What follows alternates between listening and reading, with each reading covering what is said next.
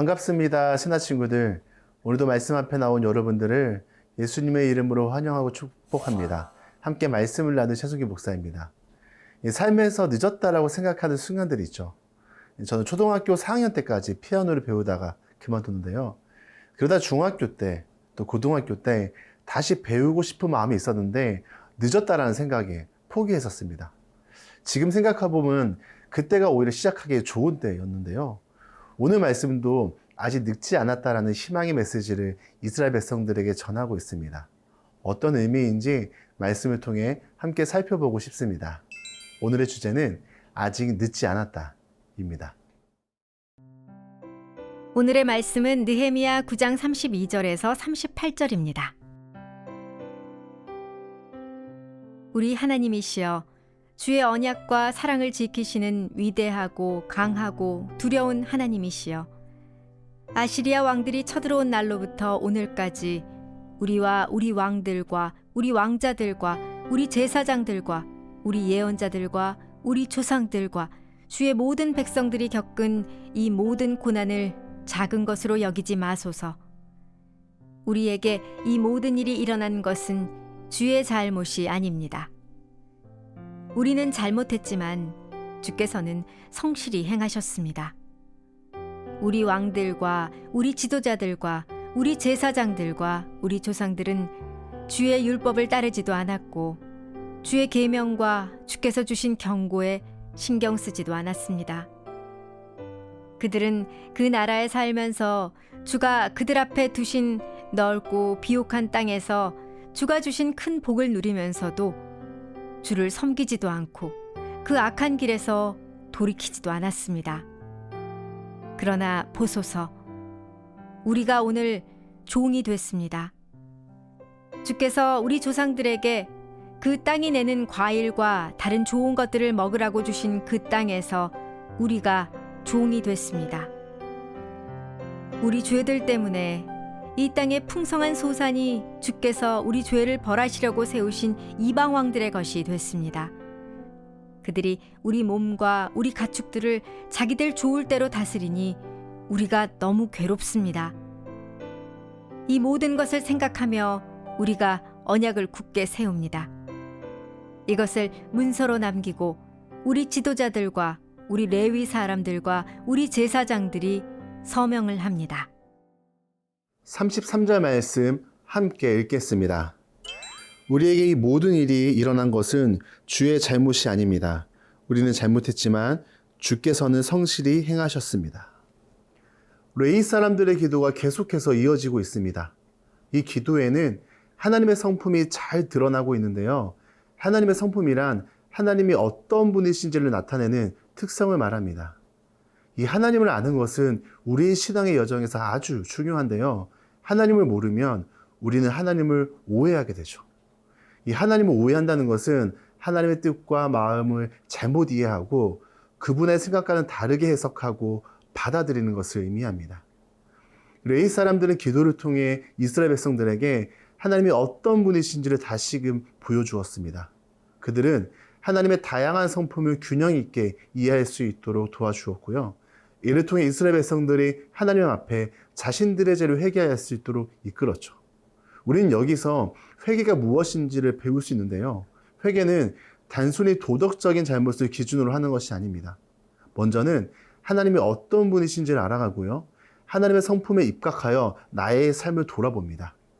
그래서 내 안에 하나님의 뜻, 하나님의 마음과는 다르게 살았던 나의 모습을 발견하는 것이죠. 그래서요, 묵상이 중요합니다. 이 말씀 묵상함을 통하여서 우리는 하나님을 알아가죠. 말씀을 통해 내 안에 있는 연약함, 죄성들을 발견하게 되고요. 하나님 앞에 회개함으로 우리는 하나님의 성품을 닮아가고 묵상을 통해 죄를 이길 수 있는 힘을 기르게 됩니다. 이 레위인들의 기도를 보면요. 하나님 이거 해주세요. 저거 해주세요. 들어주세요. 이 정도의 기도가 아니었습니다. 이 나라가 강대국에 의해 멸망하고 포로 신세가 되고 수모를 당하게 된 이유가 죄악 때문임을 깨닫고 자신들의 죄, 민족의 죄를 하나님께 고백하며 회개로 나아갑니다. 사랑하는 새나 친구들, 아직 늦지 않았습니다.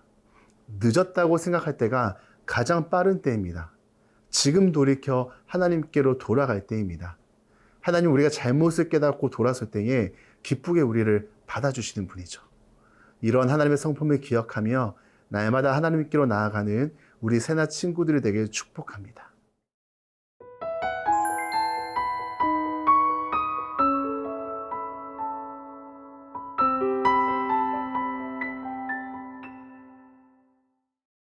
레위 사람들의 기도를 통해 이스라엘 백성들과 지도자들이 함께 회개하며 하나님께 나아갑니다. 이러한 회개는 무엇으로 이어지느냐? 하나님 앞에 새로운 결단과 헌신으로 이어집니다. 우리나라에 복음이 들어왔을 때에 비슷한 일이 있었는데요. 1907년 평양에서 일어난 대부흥이 있었습니다. 이것을 평양 대부흥이라고 하는데요.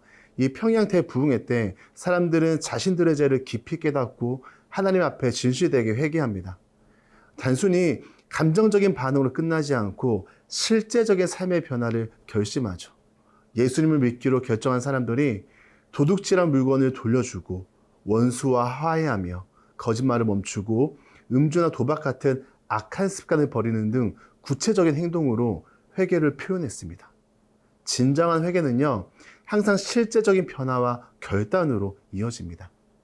레위 사람들도 단순히 과거의 잘못을 인정하는데 그치지 않고 새로운 약속과 헌신으로 하나님께 고백하며 결단하는데요. 38절 말씀 함께 읽겠습니다. 이 모든 것을 생각하며 우리가 언약을 굳게 세웁니다.